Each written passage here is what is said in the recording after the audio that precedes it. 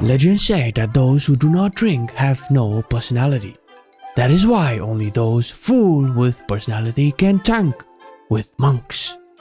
To be able to tank with Brewmaster, you need talents, gear, corruptions, rotations, and a lot more, which we will cover in this basic and fundamental guide for Brewmaster, the tank with the funnest personality. Based on what my dad said when he came home late when I was a kid. No way. If you ever were told that you shouldn't drink Milk. then that person clearly did not play Brewmaster, because you need to drink Milk to be able to stagger all that damage.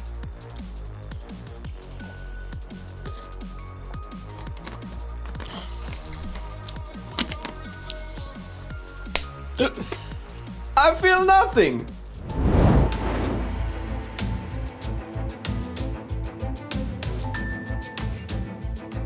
You have to be careful to not drink too much as a Brewmaster, because you can lose your wallet, and with all the restriction and relaxation going on around the world, the chances of you losing your wallets may increase. But hey, you can get yourself a super slick, top tier quality smart wallet from Exter. It has an automated card holder that can store up to 10 cards and an elastic band for your cash purposes.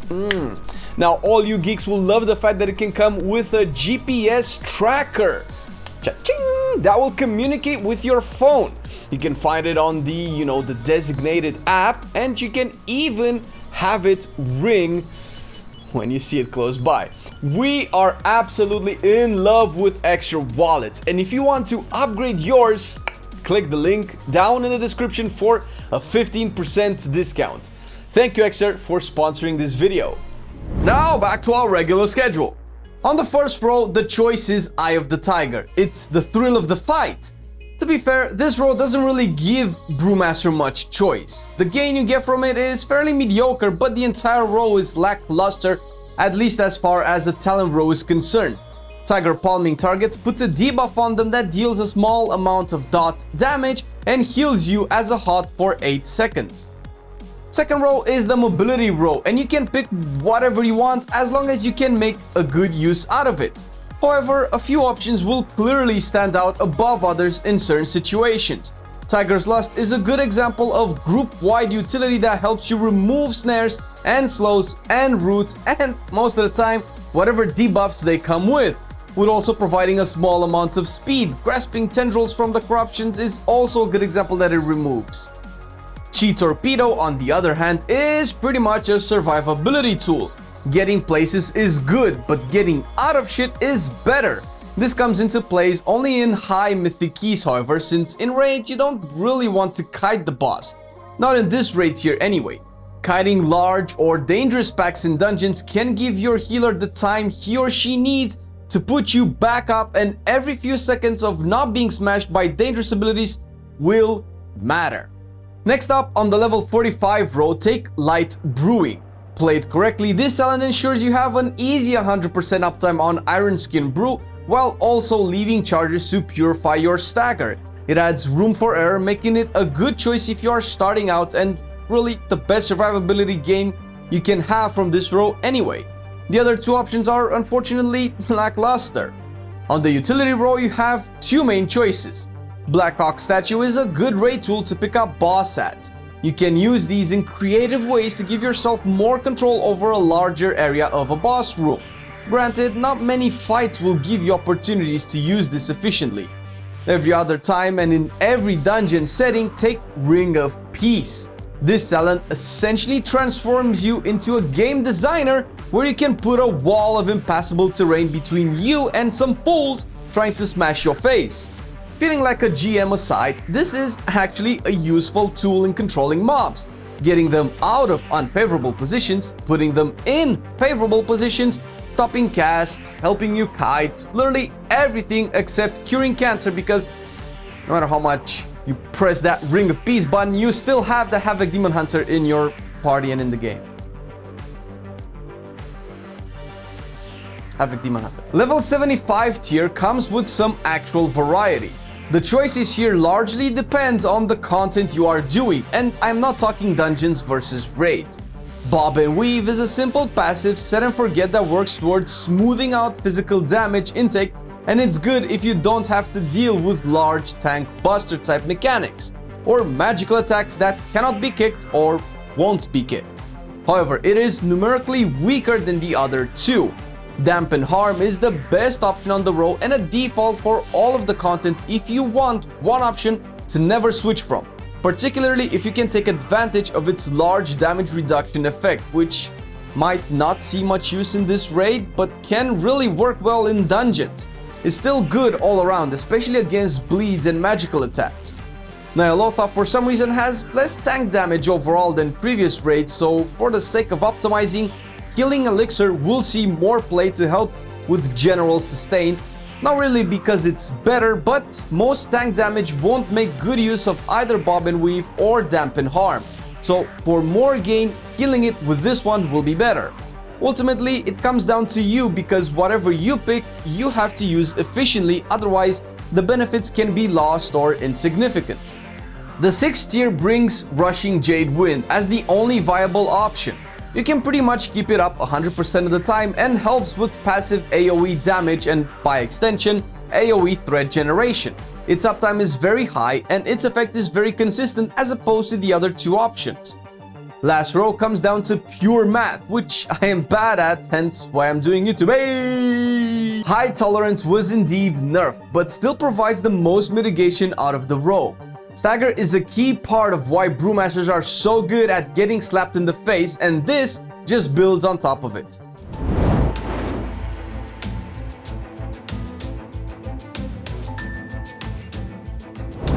When gearing your monk, you can opt for more damage or more tankiness, although in 8.3 more damage simply comes from being able to equip more corruptions. And if you are pushing yourself to the limit, being tankier will always be a better choice. Eye level is by far the best stat to go for. Eye level means more agility, stamina, and armor, which simply increases the damage intake floor you can withstand because Brewmasters have the lowest HP pool of all tanks and by a considerable amount as well. On top of it, providing a larger pool of secondary stats. After eye level, you want versatility and third, mastery. At lower eye levels and shittier gear, mastery will help you be more tanky than anything else. But as you scale up, mastery starts to lose value in front of versatility, while the latter keeps scaling higher and higher with itself the more you have of it, while mastery scales in a linear fashion. After a point, versatility will become your best offensive and defensive stat, and that's in no small part to the fact that certain corruption effects, which fuel your damage needs, also have their damage increased by your versatility level. There are very few encounters like Zul in King's Rest where mastery provides no defensive benefit since you will never be hit by a melee attack, while versatility's passive damage reduction will always be used to reduce damage taken of any kind. Outside of corruptions, eye level followed by versatility and critical strike will be mathematically your best way to increase the damage you do. It's not really what you will be aiming at once you reach high level keys or content that really threatens you, but it's good to know where your strengths are, where your damage can come from, and what stats actually do for your spec. As an example, Mastery has no interaction with your corruption damage output, and Haste scales your baseline DPS incredibly poorly, although it does increase the Twilight Devastation proc chance. As such, we recommend you take a Chord of Versatility for the rings and Versatile Dark Opal as your gem of choice. The weapon should have the Versatile Navigation enchant, and really, if you ever feel like you are taking hits too big to survive, replacing these with their Mastery counterpart is always an option, taking into consideration what I mentioned earlier. Use the Greater Flask of the Currents for your agility buff and the Unbridled Fury Potion for pre-pot damage gains. If you are fighting 4 or more targets, use Empowered Proximity for the extra damage. Potions provide very little defensives, small enough that the benefits of the DPS increase far outweighs the tankiness alternative. Lastly, eat Biltong, because Biltong is secretly the best food for Brewmasters and it will increase your chance at looting more Twilight Devastations. Or at least that's how I keep myself able to smile at a sunny and clear summer sky with the positive attitude. RNG. There are two main traits you really want to have based on what content you are doing. Heart of Darkness stacked as many times as you can will net you the most gain, but it is a bit harder to get at a high eye level if you are not raiding Mythic. Training of Ny'alotha is usually what you are looking at getting 3 times. Having this will fuel enough mastery to tackle any content you want. Outside of these, fill in with 1 elusive footwork for the extra dodge charges, and 1 boiling brew can also help with some extra healing spheres. Otherwise, pick generic stat traits. The secondary and tertiary tank traits are actually very good for Brewmaster, way better than for other tanks. Stuff like Gem Hide, Ablative Shielding, Impassive Visage, and Resounding Protection will give you decent tankiness value. Getting essences for the raid is fairly straightforward. Crucible of Flame Major is the only real major option. The other tanky options are either not necessary or the value of them is simply too low compared to your baseline kit that fits raid tank damage the best in the game, hands down, even after multiple nerfs. For miners, you can go with Conflict and Strife for the big verse gains and the real tankiness options in terms of essences. Null Dynamo should also be up for any situation where you have consistent magic damage intake, aka 90% of the 8.3 content. Lastly, Formless Void has 2 major benefits. First off, the agility buff uptime is amazing in raids since essences are consistently used by your group members, so you end up having a very high uptime on it. Second, the corruption resistance is very often just enough to put you below a specific threshold that can cause some real harm, aka you can wear a bit more corruption with this on. In dungeons, things get a bit more hectic since tank damage is real, and the higher in keys you go, the more you have to optimize. Crucible of Flame will be more of a niche here. It works on tyrannical bosses in dungeons where single target damage can be an issue if insufficient, so every little bit helps. As you go higher in keys, Conflict and Strife will become better. It provides the Hot Trop PvP talent that lets you deal AoE damage when you purify your stagger, which the higher the key, the quicker your stagger gets super high, giving you purify value and by extension Hot Trop value. Most other majors are very situational and have very little universal use, but you can check the Peak of Serenity for advanced tips if applicable, since really once you reach a level where you feel you need more survivability, Conflict will probably be the answer for all of the questions. As miners, Null Dynamo always. There are a lot of magical casts in dungeons, some that cannot be kicked and you need to eat them. Not to mention that the magical cast will probably hurt you the most since stagger is nerfed versus magic damage. Memory of Lucid Dreams is a good versatility option, as well as Aegis of the Deep that works in big pools where the most danger usually is. Strength of the Warden will be your ideal corruption resistance choice, and probably the only time the heal from it will work efficiently on a tank, since it fits the most with Brewmaster's kit. The numero uno bis top dog trinket of 8.3 is Lingering Psychic Shell. The effect is clearly boosted in Ny'alotha, but also in the Awakened Zone and Last Boss Room zones of dungeons, which is a fact not known by all. The cooldown is 1 minute, meaning you will have it for every significant situation that requires you to take a beating to the face.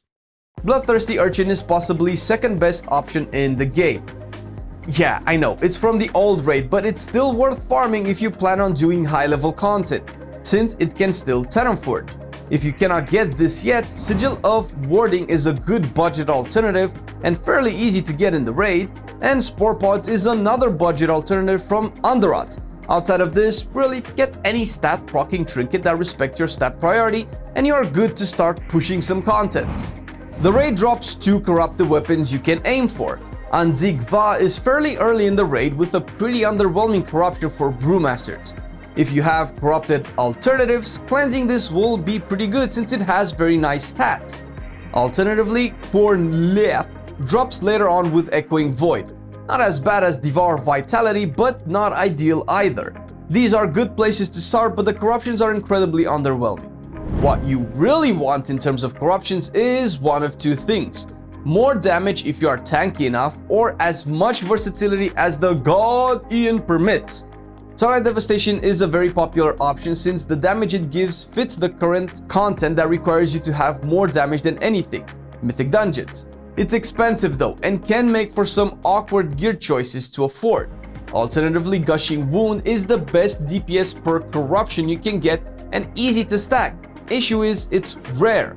As of recording this video, we were teased that we can potentially aim for corruption effects in the near future as a catch-up. If that actually becomes feasible, you might see more gushing wounds than anything.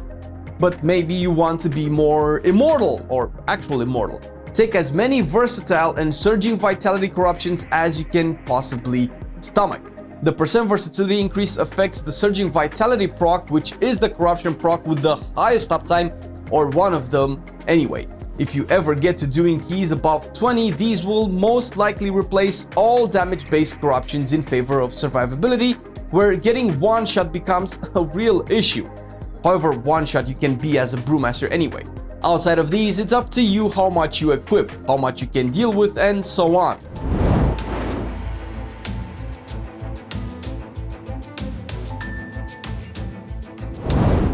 As a tank, you need to react and anticipate the damage intake to be efficient, but a simple priority for your rotation can be this: Blackout Strike first, Keg Smash next, with Breath of Fire always after. Rushing Jade Wind should be activated here, Tiger Palm if you are above 55 energy, Rushing Jade Wind if you need to refresh it and have nothing else to press. Note that this is purely a demonstration to point out which ability is more important to press before another in specific situations. This doesn't factor in you mitigating damage with Iron Skin Brew and other cooldowns. Also, the 55 energy breakpoint is there to ensure you can always Keg Smash after Tiger Palm if you had 0% haste. So as long as you don't cap on energy, you're doing okay. When fighting 3 or more targets, the priority changes a bit. You want Keg Smash first, followed by Breath of Fire. Rushing Jade Wind next, Blackout Strike after that, Tiger Palm when above 55 energy, and refresh Rushing Jade Wind if nothing else is available. The differences here are mainly between AoE focused abilities versus single target ones. The reason Brewmasters are so good at taking damage, particularly large hits, which are a predilection of raid bosses, is because of Stagger. Stagger essentially takes away a percentage of the hit that damages you and transforms it into a 10-second damage over time. You are still taking the entire amount you are hit for, just not all at once. Now you have Iron Skin Brew. This makes your stagger potential bigger, meaning the damage you take instantly is smaller and the dot that remains is bigger. But that just means I'm not mitigating any damage at all, right? Well, yes, but not really. You also have Purifying Brew, which deletes half of the damage your stagger dot is supposed to do. Now that is the actual mitigation. These two brews share a cooldown, and managing the charges will become the real skill you need to develop. Here are a few simple rules. 1. Never not have Iron Skin Brew on when you're taking damage. Don't purify your damage if in exchange you eat up your last brew charge and your Iron Skill falls off as a result. And 3. Ideally, you want to purify stagger at its highest level, keeping in mind the previous rules. Your stagger level is indicated by the color of your stagger bar, which you can further and more efficiently monitor with WeakAuras. The armor you have, any external effects and cooldowns that reduce the damage taken will be applied before that damage will be staggered, by the way. As an example, let's take Flame in scenario 1. Flame is about to be punched for 100 damage and he is naked, metaphorically. Flame takes 100 damage to the face. Scenario 2. Flame has leather armor that reduces the damage he takes by 20%. Flame takes 80 damage to the face. Scenario 3. Flame is a Brewmaster monk that can stagger 50% of the damage taken and also has armor. Flame takes 40 damage to the face and 4 damage every second for the next 10 seconds. Scenario 4. Flame has armor and stagger to work with and an extra charge for Purifying Brew. He gets hit for 40 damage and immediately uses a Purifying Brew charge. He then takes only 2 damage per second for the next 10 seconds. Add Iron Skin Brew to this and Purify will be even stronger, and this is just the basic explanation of the mechanic. The Peak of Serenity website guide has a cool in-depth explanation of the stagger system if you really want to know what's what, and the Discord community is full of advanced tips you can peruse to take your gameplay to the next level. Special thanks to Paoani, Trell, Aga, and Mandel who helped us with making this guide. Paoani is the author of the Peak of Serenity guide, and Mandel knows more about tanks than I know about self-deprecating humor. Trell and Aga are top 10 and top 20 world-ranked brewmasters with incredible knowledge, and you can catch them stream at their Twitch handle, Trellski and Aga respectively. Links should be on the screen. Thank you once again, guys. Your feedback was invaluable, and I am sure everyone in the community appreciates your help and dedication. And of course, a big thank you and shout out to our patrons for continuously supporting the channel. We love you guys. We've recently added a new video series on the channel, which is made possible in no small part because of your contribution. And we do want to add more and more in the future. So thank you very much for your support. And hey, if you're interested in supporting us a little bit more, check the link down below and you'll see some other cool stuff, like maybe our Teespring link with some merch designed specifically for your needs, like this. Thank you for watching the video, and we'll see you in the next one.